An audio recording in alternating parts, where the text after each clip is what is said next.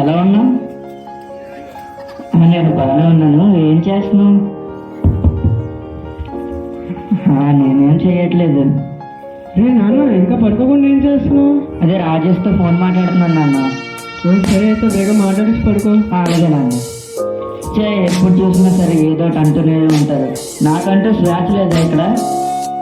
నేను కూడా మా ఫ్రెండ్స్లో బయటకు తిరగాలనుకుంటాను కదా, పట్టించుకోరేటి? సరే నేను ఆస్తి అడిగి నేను వెళ్ళిపోతాను ఇక్కడి నుంచి.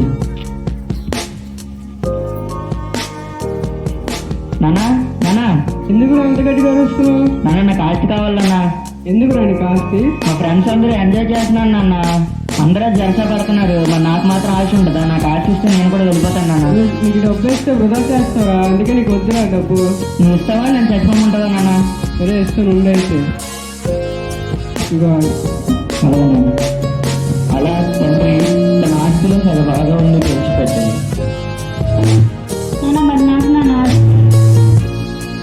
నువ్వు నాతోనే కదా ఉంటావు, నువ్వే నా ఆస్తి బాగా.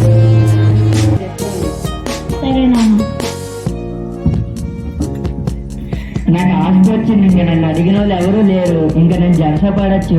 మా ఫ్రెండ్స్లో నేను కూడా ఎంజాయ్ చేసుకొని ఎక్కడెక్కడికో వెళ్ళొచ్చు. ఇంకా నా ప్రయాణం నేను మొదలెడతాను.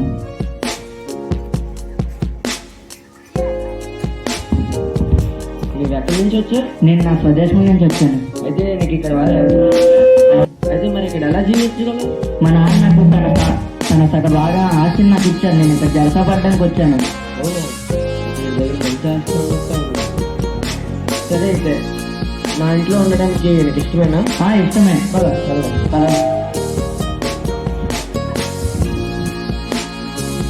అరే ఊరి బయట మనకి ఇష్టమైన మందు పెడుతున్నారండి. పద వెళ్ళి మంచిగా ఎంజాయ్ చేయాలి. పద అయితే.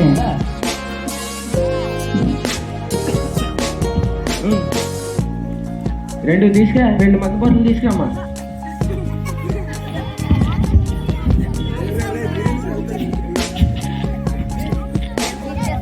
ఇంకేటైతే? ఇంకేం లేదు, మరి నువ్వే చెప్పాలి. మంచి ఆస్తి ఉంది నీకు. మరి ఆస్తి ఉంది, ఎలా ఖర్చు పెట్టాలో అర్థం కావట్లేదు. నీ ఆస్తి మొత్తం నాకు ఇచ్చే నా చేతిలో పెట్టు, నేను మంచి లాభకరంగా నీకు చేస్తాను. సరే అయితే. అది ఇంకేం చేద్దాం అయితే?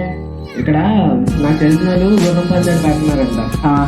అక్కడ మనం బెట్టింగ్ వేసి ఖచ్చితంగా మంచి లాభాన్ని సంపాదించుకుందాం, మంచి ధనం సంపాదించుకుందాం. అలాగే అయితే. సరే పద అయితే. ఆస్తి 2 నిమిషాలు చేస్తాను. సరే అయితే, నేను నమ్ముతాను. పద.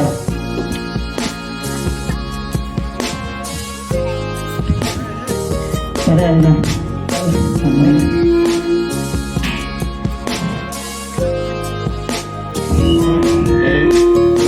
ఎక్కడికి వెళ్దాం అయితే? ఇక్కడ గుర్రం పందాలు ఇక్కడేనా? మర్చిపోయాను. సరే అయితే. ఈ గుర్రం మీద 10,000 పెట్టి చెప్తాను. 10,000 ఎందుకు? 20,000 వేద్దాం. పెట్టు. ఈ గుర్రం మీద 20,000. చూస్తుంటే ఓడిపోతున్నట్లు ఉంది గుర్రం. చూడు ఫస్ట్. ఓడిపోయింది. ఇప్పుడు ఏం చేద్దాం? నువ్వు కంగారు పడక, ఒక గుర్రమే కదా, ఇంకో గుర్రం మీద పెట్టు. 30,000 వేసారు ఈసారి. అలాగే.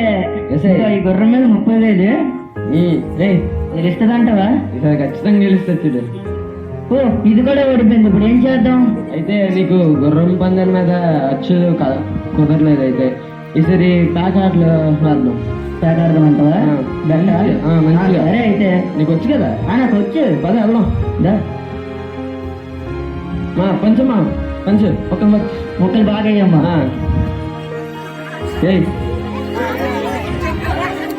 10,000 వేస్తాను నేను.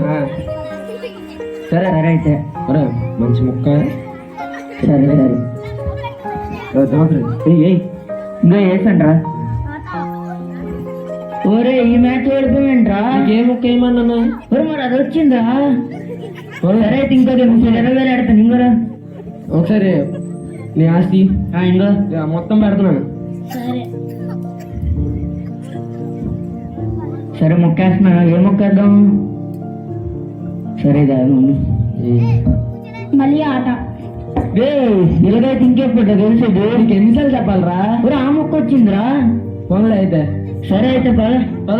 ఈసారి క్రికెట్ వెళ్దామా? క్రికెట్ మ్యాచ్కి వెళ్దామా? సరే. నీకు చెప్తున్నా, ఎంపైర్ నాకు తెలుసు, ఆడి అనుకునేద్దాం ఇప్పుడు వెళ్ళి. సరే అయితే పద. ఎంపైర్ ఎక్కడ ఉన్నాడమ్మా? ఏదమ్మా ఏం పేరు? ఇటు చేతిలో 10,000 ఇట్టే చెప్తాను. రే 10,000 ఆడుకున్నావు, నమ్మకంతో గెలిపించు మ్యాచ్. నీకు అవసరమైతే ఇంకే 10,000 కూడా ఇస్తానులే. తర్వాత ఇస్తాం గెలిచాక. ఇంకా మనం ఎంజాయ్ చేయ. ఇందాక నీకు 10,000 ఇచ్చారు కదా, నీకు 20,000 ఇస్తాను. నా టీం నువ్వు గెలిపించు. చూడు సరే, 6 బాగు బాగుంటాను. చూడు ఎలా కొడతాను. రే అవుట్రా, అల్లదే ఎంపైర్ ఎంపైర్ ఉన్నాడులే. రే అవుటే చెప్పాడండి. మన డబ్బులు ఇచ్చాం కదరా, మనం ఇంకో మ్యాచ్ ఆడదాంలే. సరే అయితే. సరే డబ్బులు పెడదాం. డబ్బులు ఉన్నాయి. 20,000 వేసుకున్నాం, గెలిపించు రే. ఈసారి నాకు గెలిపించు. ధరా మళ్ళీ నన్ను గెలిపించు. ఈసారి 30,000 ఇస్తాను. ఆఫర్ మీద ఆఫర్ నీకు. ఏ చెప్తాను. Okay okay okay. రే ఎందుకు అవగాడుతున్నావు? కింద వెళ్ళిపోయింది రండి బాల్. అర్థం రాదు నీకు? పర్లే అక్కడ చెప్పాడులే. ఓడిపోరా. ఏం చేద్దాం? ఉన్న ఆస్తి అంతా అయిపోయిందిరా. ఉన్న ఆస్తి అంతా అయిపోయిందా? మరి అయిపోయింది, ఆడాం కదా మరి. అది మొత్తం అదే నువ్వు తెచ్చింది ఎంతేనా? ఎంత ఆస్తి మీ నాన్నది? ఇంత తెచ్చాను రా, మరి అయిపోయింది. నన్ను చేయమంటావు? ఆస్తి మొత్తం కోల్పోయావు కదా. అయితే మరి అయిపోయింది. అయితే మా ఇంట్లో నీకు ప్రవేశం లేదు. పో, ఇంకా అర్హత లేదు. పో. ఆకలి ఉంది, ఇప్పుడు ఎవరింటికి వెళ్దాం? సరే ఇక్కడ కొడదాం. Tick tick.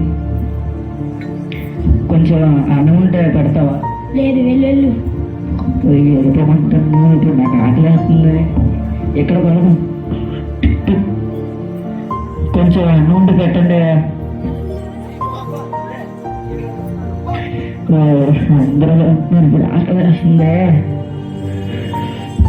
ఇప్పుడు ఏం చేద్దాం? అయ్యా కొంచెం అన్నం ఉంటే పెట్టాయా, మీ పందులు కాస్తానయ్యా. పని చేస్తున్నాయ్యా. అలాగే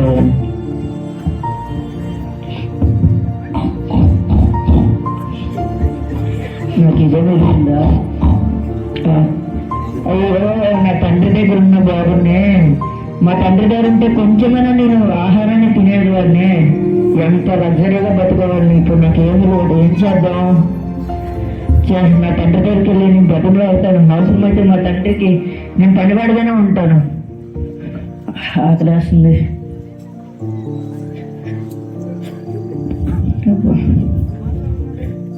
నాన్నగారు, అరే ఇన్ని రోజులు ఎక్కడికి వెళ్ళిపోయావురా? ఇంటి ఎక్కడ ఉన్నావు నువ్వు? నాన్నగారు నేను తప్పు చేశాను నాన్నగారు. నేను సర్వే పడడం కోసం ఆస్తులు మొత్తం ఖర్చు పెట్టాను నాన్నగారు. నన్ను క్షమించాను నాన్నగారు. మీ పనివాడి కింద నన్ను పెట్టుకుని నాన్నగారు, ప్లీజ్ నాన్నగారు. సరే నాన్నగారు. ఇలా నా కుమారుడికి మంచి వస్త్రంలో అలాగే ముందు భోజనం ఏర్పరిచే. యజమానుడా, నీవు చెప్పినట్లే చేస్తాను. రే నువ్వు తప్పిపోయి తిరిగి వచ్చావు కాబట్టి, చనిపోయి తిరిగి లేచావు కాబట్టి నీకు గుర్తుగా ఈ ఉంగరం ఇస్తుంది. అలాగే నాన్నగారు.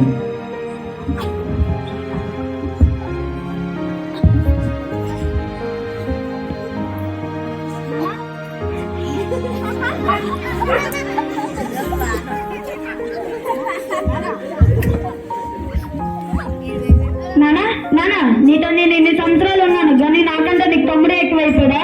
అదే వాడు తప్పిపోయి తిరిగి వచ్చాడు రా, చనిపోయి తిరిగి లేచాడు. అందుకే వాడికి ఉంగరం ఇచ్చాను.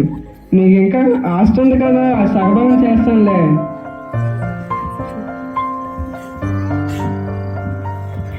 ఇటు విధంగా తన కొడుకుని తండ్రి ఏ విధంగా అయితే ప్రేమించి తప్పు చేసాక కూడా వెనక్కి తీసుకొని వస్తారో, అలాగే మనం కూడా మన తప్పును దేవుని దగ్గర ఒప్పుకుంటే దేవుడు కూడా మనల్ని అలాగే చెంతకు చేర్చుకొని మన పాప క్షమాపణ అన్నిటినీ క్షమిస్తాడు.